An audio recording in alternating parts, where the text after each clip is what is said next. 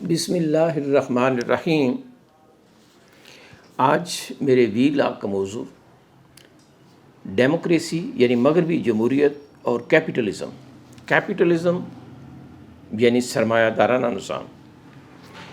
مغربی جمہوریت بظاہر عوامی حکومت کہلاتی ہے، جبکہ اس کی بنیاد کیپٹلزم یعنی سرمایہ دارانہ نظام پر رکھی گئی ہے۔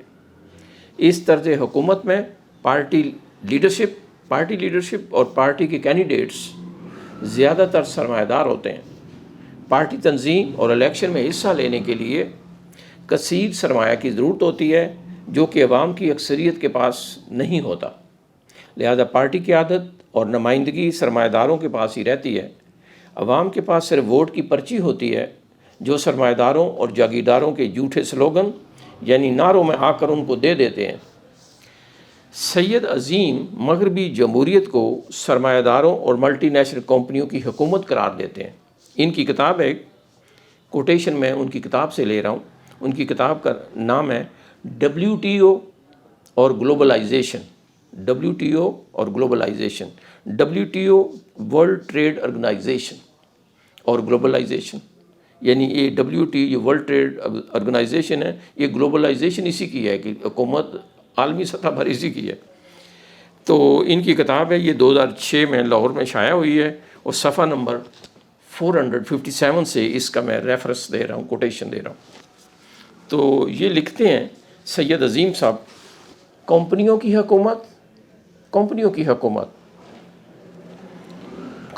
کے ذریعے حکومت، یعنی یہ کمپنیوں کی حکومت ہے، یعنی سرمایہ داروں کی حکومت ہے، ملٹی نیشنل کمپنیوں کی حکومت ہے۔ اور کمپنیوں کے ذریعے حکومت یعنی یہ سرمایہ لگاتے ہیں۔ آپ دیکھتے ہیں سرمایہ دار بڑے بڑے اقتدار میں یہی ہوتے ہیں، پارٹیاں بھی انہی کی ہیں، تو سرمایہ بھی کمپنیوں کے ذریعے یعنی سرمایہ لگاتے ہیں۔ میڈیا پہ سرمایہ ہوتا ہے، یہ بھی بڑے بڑے سرمایہ دار۔ تو کمپنیوں کے لیے حکومت، یہ حکومت بھی کمپنیوں کے لیے کہ جب اقتدار میں آتے ہیں تو اپنے کاروبار کو بڑھاتے ہیں، انٹرنیشنل لیول پر بھی، انٹرنیشنل لیول پر بھی، آپ اپنے ملک بھی دیکھیں، انٹرنیشنل لیول پر بھی دیکھیں، تو یہ ان کو کہتے ہیں کمپنیوں کی حکومت، کمپنیوں کے ذریعے حکومت، کمپنیوں کے لیے حکومت۔ جبکہ ابراہیم لنکن نے ڈیموکریسی کی جو تعریف کی ہے، ڈیمو کے معنی عوام، اوکریسی کے معنی حکومت، ڈیموکریسی عوام کی، عوامی حکومت، تو ابراہیم لنکن نے اس کی تعریف کی تھی گورنمنٹ آف دا پیپل، یعنی عوام کی حکومت۔ عوام عام کی جمع ہے، عام کی جمع عوام، یعنی عوام کی حکومت، یعنی خواص کی جمع، خاص کی جمع خواص ہے، یعنی ایلیٹ کلاس کی حکومت نہیں ہوگی، سرمایہ دار کی نہیں ہوگی۔ یہ گورنمنٹ آف دا پیپل، عوام کی حکومت، بائی دا پیپل، عوام کے ذریعے، یعنی عوام اکثریت آبادی عوام کی ہوتی ہے تو ان کے ذریعے منتخب حکومت۔ Government of the people, by the people, for the people, اور عوام کے لیے حکومت ہوگی، ان کی ویلفیئر ہوگی۔ یہ نہیں ہوگی کہ سرمایہ داروں کی سرمایہ دار ہوں گے تو وہ اپنی ویلفیئر کریں گے، عوام پہ ٹیکس لگائیں گے اور اپنے کاروبار کو بڑھائیں گے۔ تو یہ تو سید عظیم صاحب اس کے کمپنیوں کی، سرمایہ داروں کی حکومت قرار دیتے ہیں۔ کارل مارکس بھی یہی کہتا ہے۔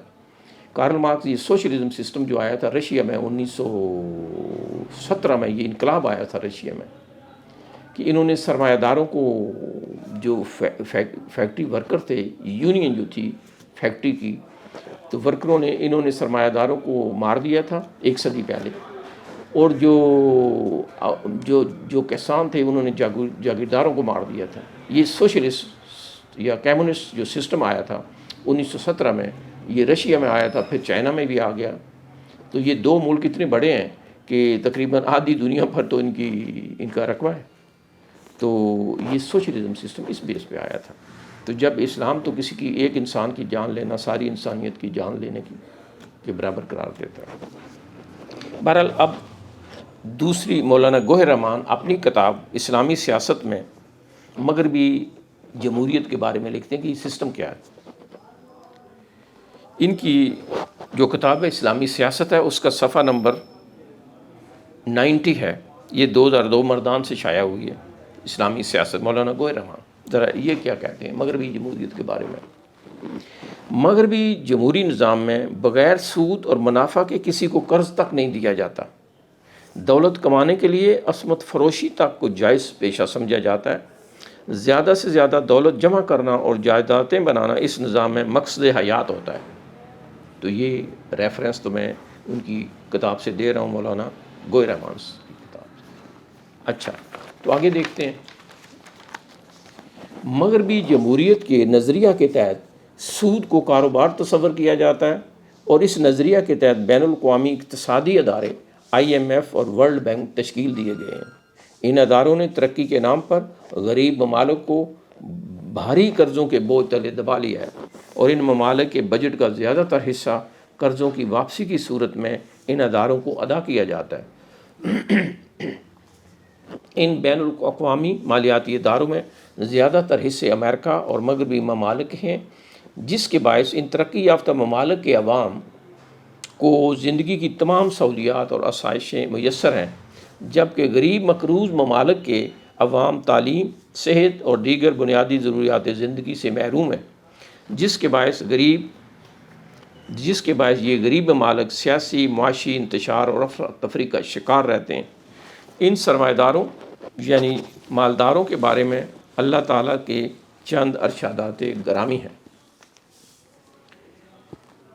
ان الانسان لا یطغی، ان الانسان بے شک انسان، لا یطغی، لا ہوتا ہے ضرور، یطغی وہ باغی ہوتا ہے، یہ کا مطلب ہوتا ہے وہ، یہ فعل مضارع کی علامت ہے، وہ باغی ہو جاتا ہے۔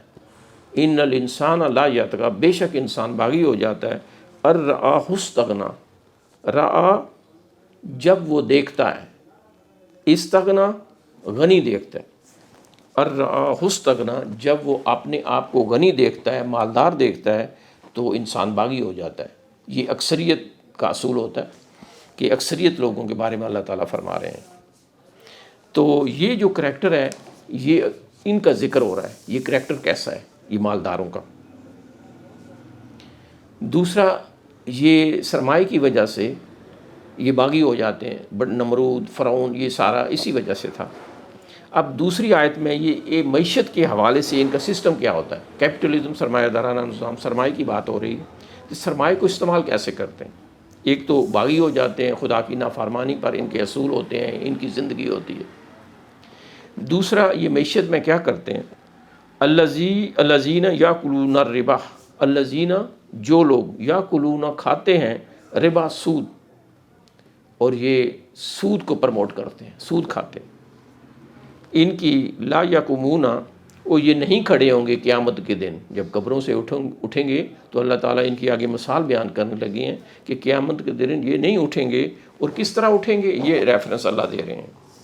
الا کما، وہ اس طرح یقومو وہ کھڑے ہوں گے، یعنی اس طرح وہ کھڑے ہوں گے جیسے ایک آدمی، یقومو ایک آدمی کھڑا ہوتا ہے، الذی یتخبطہ الشیطان من المس، جیسے ایک آدمی کھڑا ہوگا قیامت کے دن، یتخبطہ، خبطی ہونا یعنی دیوانہ ہو جانا، مجنون ہو جانا، پاگل ہو جانا، یتخبطہ الشیطان، جیسے اس کو پاگل کر دیا ہو، اس کو شیطان نے، من المس چھو کر، جیسے شیطان نے کسی کو چھو کر پاگل کر دیا ہو، دیوانہ بنا دیا ہو، خبطی بنا دیا ہو، یہ قیامت کے دن اس طرح اٹھیں گے جو سود کھاتے ہیں۔ ذالک بانہم، اور یہ اس سبب سے ہوگا، اگر ریزن بھی اللہ تعالیٰ نے بیان فرما دیا ہے، ذالک بانہم، یہ اس وجہ سے ہوگا کہ یہ نہیں پاگل اور دیوانوں کی طرح اٹھیں گے، جیسے شیطان نے ان کو دیوانہ بنا دیا ہے چھو کر۔ ذالک بانہم قالوا، کہ انہوں نے کہا ہوگا، انما البیع مثل الربا، قالوا انہوں نے کہا، انما البیع مثل الربا، کیونکہ انہوں نے یہ بات کہی تھی کہ بے کاروبار جو ہے یہ مثل ربا ہے، سودی کی مانند ہے، یہ کاروبار کو بھی سودی کی مثل سمجھتے ہیں، جبکہ وَأَحَلَّ اللَّهُ الْبَيْعَ، وَأَحَلَّ اللَّهُ الْبَيْعَ، اور اللہ تعالیٰ نے حلال کیا ہے بے کاروبار کو، وَحَرَّمَ الرِّبَا، اور ربا سود کو حرام قرار دیا ہے۔ تو اللہ تعالیٰ یہ ایک مثال بیان کر رہے ہیں کہ جیسے کسی کو شیطان چھو کر پاگل کر دے، یہ قیامت کے دن جب قبروں سے اٹھیں گے تو ان کی یہ حالت ہوگی کہ انہوں نے کاروبار کو سود کے برابر ہی قرار دیا ہوا ہے، تو جب کہ اللہ تعالیٰ نے بے کاروبار کو حلال قرار دیا ہے، اور وحرم ربا، اور ربا سود کو کہتے ہیں، سود کو حرام قرار دیا ہے۔ تو یہ ان کا کریکٹر بیان کیا ہے، ان کا کردار تو ایسے ہوگا، تو اللہ تعالیٰ ان کو قیامت کو دن اس طرح اٹھائے گا۔ اچھا، اقتدار میں ان کی اللہ تعالیٰ نے نفی کی ہے کہ سرمایہ داروں کو اقتدار میں نہیں ہونا چاہیے۔ ایک آیت سے ایک واقعہ ہے قرآن مجید میں کہ وقال حمالکیوں نے بنی اسرائیل کو تہس نہس کر دیا، تباہ و برباد کر دیا۔ تو جو ان کے بندے بچ گئے تھے، جو لیڈرشپ تھی، انہوں نے اپنے نبی سے کہا کہ جو بنی اسرائیل میں ان میں انبیاء کا تسلسل تھا، انبیاء کا، تو پھر ان کے لیڈر جو تھے وہ اپنے نبی کے پاس گئے۔ رسول پر شریعت اترتی ہے، اور نبی جو ہوتے ہیں یہ اس شریعت کو نافذ کرتے ہیں، ان پر شریعت نہیں ہوتی نبی پر۔ ہاں، ان جو رسول ہیں ان کو نبی بھی کہہ سکتے ہیں، انبیاء کہتے ہیں ان کو بھی، تو لیکن رسولوں پر شریعت اترتی ہے، اور دوسرے جو عام انبیاء ہوتے ہیں اس شریعت کو نافذ کرتے ہیں، اور تسلسل اس کا جاری رہتا ہے۔ تو یہ وقال لہم نبیہم، جب حمالکیوں نے بنی اسرائیل کو تباہ و برباد کیا تو لیڈروں نے جب کہا کہ ہمارا لیڈر منتخب کریں، ہم لڑیں گے ان سے، اب انہوں نے گھروں سے نکال دیا ہے، ہماری تباہی بربادی کر دی ہے، اب ان سے لڑیں گے۔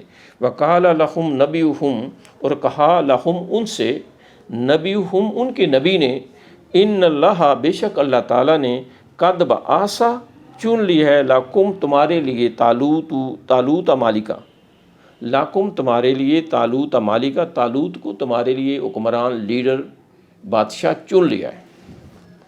اچھا، وہ آگے سے مالدار کیا کہتے ہیں، جو لیڈرشپ ہے وہ کیا کہتی ہے، قالو انا یکون، قالو انہوں نے کہا، انا کیوں کر، یکون ہوگا، لہ الملک علینا، لہو اور وہ کیوں کر ہوگا، ملک علینا ہم پر، ملک ہوتا ہے بادشاہ، ملک علینا ہم پر وہ بادشاہ، حکمران، لیڈر کیسے وہ ہوگا، ونحن احق اور ہم زیادہ حقدار ہیں، ملک کی منہ، ہم لیڈرشپ کے، حکمرانی کے، احق کو زیادہ حقدار ہیں، احق بالملک منہ اس سے، یعنی ہم طالوت سے زیادہ حقدار ہیں لیڈرشپ کے۔ ولم یوتا اور نہیں دیا گیا، سعۃ من المال، سعۃ ہوتا ہے وسعت، یعنی وافر مقدار میں، من المال ان کو وافر مقدار میں، یعنی وہ بہت بڑے سرمایہ دار نہیں ہیں لہذا وہ حقدار نہیں ہیں، ہم مالدار ہیں، ہم حقدار ہیں۔ تو رب العالمین نے ان کو ریجیکٹ کر دیا۔ قالا ان اللہ اصطفاہ، قالا تو ان کے نبی نے کہا، ان اللہ بے شک اللہ تعالیٰ نے، اصطفاہ اس کو چن لیا، اصطفاء ہوتا ہے چن لینا، نبی صلی اللہ علیہ وسلم کا لقب بھی ہے مصطفیٰ، جان رحمت ہم کہتے ہیں، تو چنے ہوئے، تو اصطفاہ اس کو چن لیا ہے اللہ تعالیٰ نے، علیکم تم پر، وزادہ اور اس کو زیادہ دیا ہے، بسطتاً وسعت یعنی وافر مقدار میں دیا ہے، فی العلم علم میں ان کو کشادگی دی ہے، یعنی وسیع علم دیا ہے، والجسم اور ان کی پرسنالٹی بھی آپ سے بہت اچھی ہے، لہٰذا یہ حقدار ہیں۔ حیلیت علم کی بنیاد پر اللہ تعالیٰ نے ساتھ جسم، پرسنالٹی کا بھی ذکر کیا، والجسم فی العلم والجسم، علم اور پرسنالٹی دونوں کا ذکر کیا ہے۔ تو اس میں اللہ تعالیٰ نے علم کو بنیادی شرط قرار دیا ہے لیڈرشپ کے لیے، مسلم لیڈرشپ کے لیے۔ تو ان اللہ یامرکم ان تؤدوا الامانات الی اہلیہا، اللہ تعالیٰ نے حکم دیا ہے کہ اپنی قومی امانتیں اہل لوگوں کے سپرد کرو، جو اہل علم ہے، اہل رائے، اہل حل و عقد، اہل علم، اہل حکمت و دانشور لوگ، مفکر دانشور لوگوں کا حق ہے اقتدار کا، نہ کہ سرمایہ داروں کا۔ سرمایہ داروں کی اللہ تعالیٰ نے نفی کر دی۔ تو وآخر دعوانا ان الحمد للہ رب العالمین۔